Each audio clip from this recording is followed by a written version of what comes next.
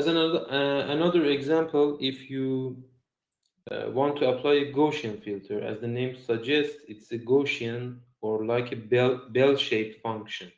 So the definition is like this. The filter function is a square root of 6 over pi delta squared times exponential minus 6r squared over delta squared. And this specific Gaussian function, Gaussian distribution, has a zero average. So the average is zero, and its variance or sigma squared is delta squared over 12.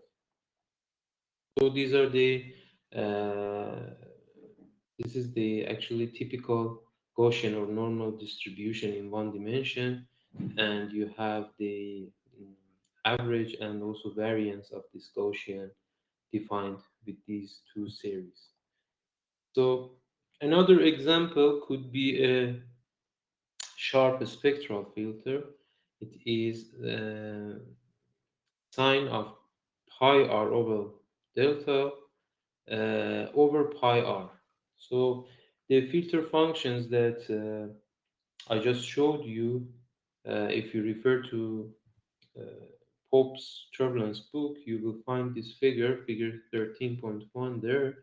These are the filter functions that I just talked about. So you see the maximum of box filter that is exactly at 1. This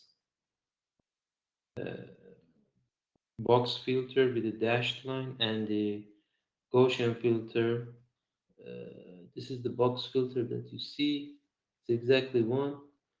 And the Gaussian maximum is, you see, it is higher than 1, the Gaussian maximum. And you see that the sharp spectral filter, which is this dashed dotted line, is kind of oscillating around 0. And here you have R over delta, which is a physical space that you have. So why are these filters are important? Since the filters are different, so you see three different filters, the residuals will be different, right?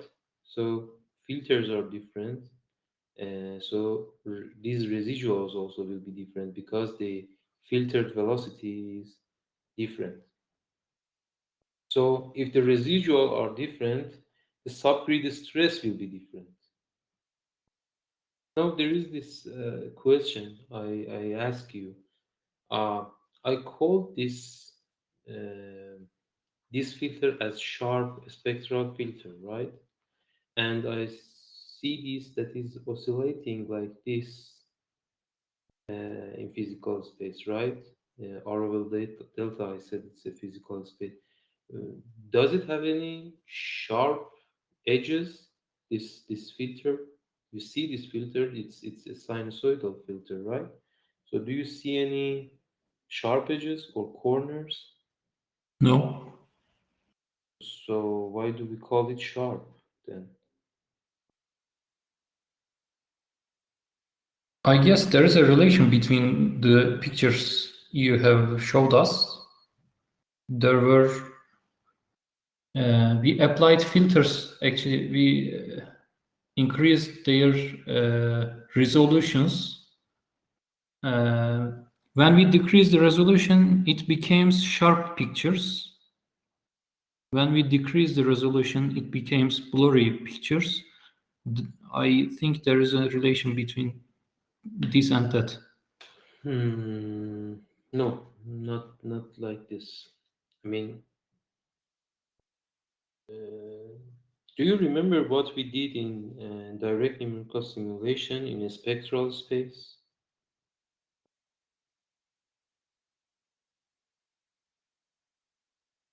Don't you remember it? What do you mean by? In DNS, do you remember what we did there? We Yes, just took. Uh-huh. we solved only Navier-Stokes equations with a high resolution. I mean, back in DNS, I told you there are two different approaches. One is finite differencing in physical space, and another is the spectral methods in DMS. Mm-hmm. Do you Yes. remember? Yes. And in the spectral methods, I said that you have to transfer everything into a spectral space, into Yes. wave numbers, In wave world. right? Yes. So what you were doing there was to use the Fourier transform, right? Fast Fourier transform Yes. and inverse Fourier transform.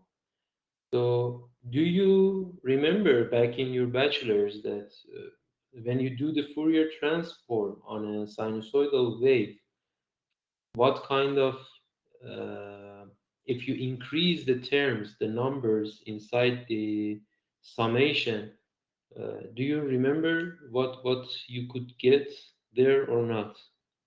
Because Actually, in actually, I here, don't. yeah, that's why you couldn't answer my question. The sharp spectral filter that you see in here, I mentioned that you are seeing it in a physical space, right? Because you do the Fourier transform of this sharp spectral filter. In other words, you will write it in a spectral space. If you do write it in a spectral space, it looks exactly like a box filter that you see in here. So you see the box filter. This is the box filter, right? This is the Yes. box filter. If you try to write this in a spectral space, instead of this wavy thing that you see in here, you will obtain the box filter. Okay, and the box filter has already its corners and it is sharp, right? Yes. Yeah, this is because of that they call it a sharp spectral filter. If you write this in the spectral space, it will be the box filter. Okay, what I will do now is to show a typical example of the velocity field and corresponding filtered field and also residual fields. Since we are not talking about time variation here, we are talking about variation in space, meaning that we freeze the flow and obtain the velocity field at every point in space. So if it is one-dimensional, we can express it as a graph like this, and this graph is figure 13.2 in Pope's book. Uh, the variation of velocity, you see the variation of different actually velocities along x direction. And this blue dashed line is a kind of, for example, average of the velocity, but we are not dealing with the averaging here. We do not use it right now. You have the normal variation, and the normal variation is this variation with the thinner, let's say, line, black line. So it's kind of our U, and uh, the Pope book, Pope Turbulence book showed it by capital U. So these two are the same. The bold black line is the filtered variation. So it is in our context, it is U tilde. In Pope's context, it's U bar. I didn't want to show it by bar sign, so you do not mix up with the Reynolds averaging. I used tilde sign, but this U bar is exactly the same as U tilde for our notations. So as you can see, this U tilde, the filtered velocity, is not an average velocity. You see, this is like this. For those of you who are doing markets and stuff, it is a kind of uh, moving average thing. Like you see it in the different charts in markets and stuff. So it's just a moving. It's just like a moving average. filter on the market cap, market data.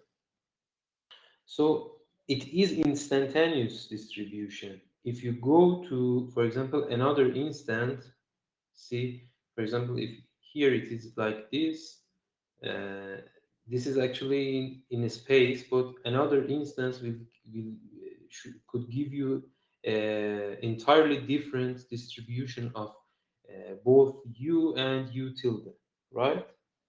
So you have your velocity, filtered velocity that follows the general trend of actually instantaneous velocity. So I can write such a thing. My filtered velocity follows general trend of instantaneous, but the fluctuations that occur due to shorter length scales, what I mean by shorter length scales, see, this is the length scale that I chose, this much.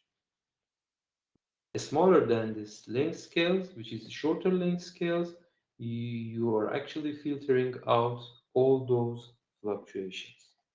Meaning that you don't see those in the bold black line.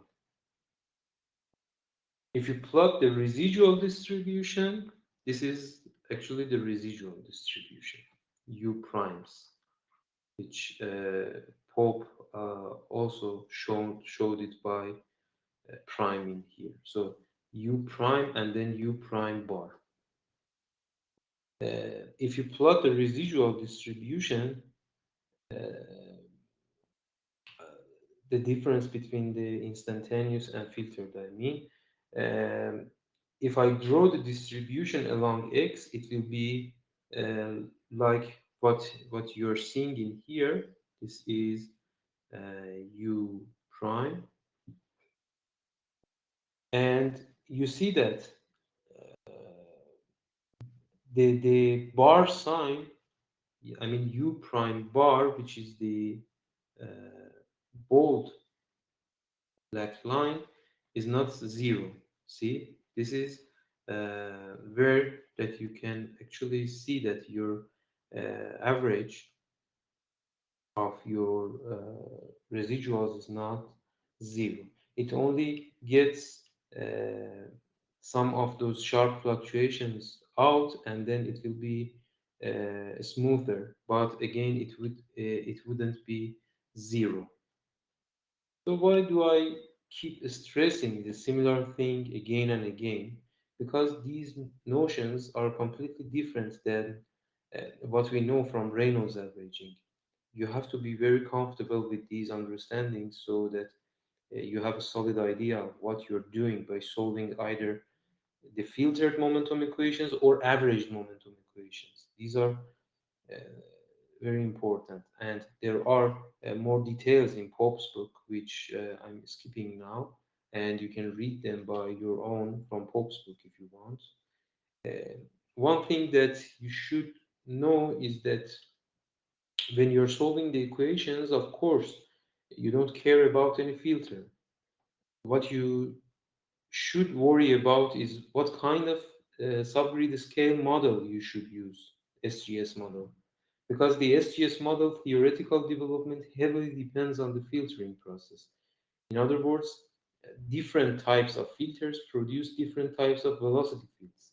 And SGS distributions are related to difference between instantaneous and filtered fields. So if you use different types of fluctuations, you will get different types of SGS stress distributions. And as I said, there are many types of these models, meaning the models that represent these lost information that are inside the scales, which are smaller than this delta cutoff length scale. Some of these models we will look at them, like Smagorinsky model, dynamic Smagorinsky model, the scale similarity model, and some other models. All of them have different performances depending on the geometry that you want to do larger dissimulation on. So we are going to apply this filtering process into the equations, and we are going to obtain the filtered versions of the continuity and momentum equation. Let's start with the continuity and apply the especially uniform filter, meaning the same filter function which is applied on the whole domain to the Navier-Stokes equations. The continuity, if I write it in the incompressible for the incompressible flow, is nothing but this, right? du I dxi is equal to 0. So if I apply the filter, I mean applying the tilde sign, it gives me du I dxi tilde, which you remember that it was a property of this, it's commutes. So it is d dxi of ui tilde is 0, and this means that the ddxi of residual is equal to 0 as well. So in other words, all of them, original, filtered, and also residual velocities have to satisfy this divergence-free condition. What do I mean by divergence-free? Divergence-free means ddxi of anything is 0. This is called divergence-free. There is no divergence, right? So original, filtered, and residual fields, they all have to satisfy divergence-free condition. This is actually a restriction on the flow, meaning that your original instantaneous velocity field should satisfy the continuity. Your filtered velocity should also, regardless of the fact that you are losing some details because of the filtering operation. This also applies to the residual field. Thus, the filtered and the residual fields, we call them as solenoidal fields. If you go to the momentum equation, I can directly derive the filtered form of the momentum equation. This is the filtered momentum, and in here you have to note that uj filtered is not equal to ui filtered multiplied by uj filtered. So therefore, this equation differs from the Navier-Stokes equation. Actually, we call the difference between this and this as tau ij, and we call it as a residual stress tensor. This is a very important thing, residual stress tensor for us. If you look at the figure, this figure that I just showed you, you have the normal black line as your instantaneous, and just consider that if you somehow plot uh, this is normal black line, so this is u. If consider that there is another distribution that gives you, for example, v, a small v, and a small v along x direction, for example, you would get something different if you write, yeah, u times v or u times v tilde. So these are different. This exactly happens on the third direction. So u tilde w tilde is not equal to u w tilde. So these differences between these correlation, I mean two velocities are multiplied between each other. Uh, because of the multiplication of filtered fields, we call the difference between the correlation and multiplication is called residual stress tensor.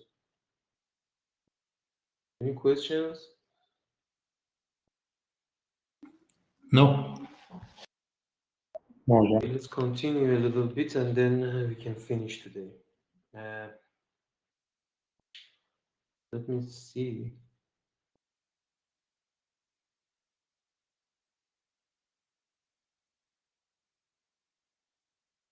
Okay. I can define residual kinetic energy by this. So K subscript R is called residual kinetic energy. It comes from the residual stress tensor. So it was tau ij residual. Now I define half of tau ii residual as residual kinetic energy. So it's basically the kinetic energy of the eddies that are smaller than your cutoff length scale. So once you define this Kr, we can do in any second order tensor, you remember, we can define an isotropic part of that tensor. And we call it an isotropic residual stress tensor. And I call it by tau ij small r, which is tau ij minus 2/3 of kr delta ij. And this is the isotropic part. You remember this. So so far I've not introduced you the final version of the filtered equations. I'm going to do it step by step. So this is just the first step that I'm going to apply in the filtering operation. I have an isotropic residual stress, 2/3 of kr delta ij, and I can somehow incorporate it into modified pressure like this, because pressure is also a normal stress, so we kind of combine all of these normal stresses together. Pressure and this one together gives me the modified pressure. And at the very end, we will reach to the filtered momentum equation, which which is something like this. So you have this part and this part. The time derivative and convective derivatives are similar to the instantaneous momentum. You have the viscous term, you have the pressure term, but you see that there is an extra term in the momentum equation, just like in Rand's equations. So this extra term, which includes the residual or what we call subgrid scale stress tensor, needs to be modeled again. This needs modeling. The good thing in here is that we understand physically how it is generated. In RANs, we didn't understand actually 100% how the Reynolds stress is generated. But in here, we know how it is generated because it is all due to the smaller scales, the small eddies. Why we end up with this term and the reasons behind this term, we know this. But the question is, when you are trying to numerically solve this equation, you need another equation to model the SGS, stress tensor. You need to find some other equations to solve this tau ij. If we can do this modeling very accurately, it will be able to reflect those small scale information that is being lost because of the filtering operation. So the information which contains the finer details of the flow will be recovered. As you can see in here, the solution of this is U tilde, right? The solution of filtered momentum equation. And it is statistically random. It is three-dimensional. It is unsteady. So sometimes you might be facing to two-dimensional LES. There is no such 2D LES. There is no such 2D LES. Everything is three-dimensional in LES. Okay. The question is tau ij r small r. This is SGS, stress tensor. This unfortunately depends on the type and width of the filter as well. So what kind of filter that you are using, what is the size of the filter. It will affect this SGS stress tensor. Because if you use different filter functions, they will produce different filter velocity fields. So the equation that you see in here, actually, it separates the field into two. We have the resolved field and we have the unresolved field, which we try to model it with this tau ij term.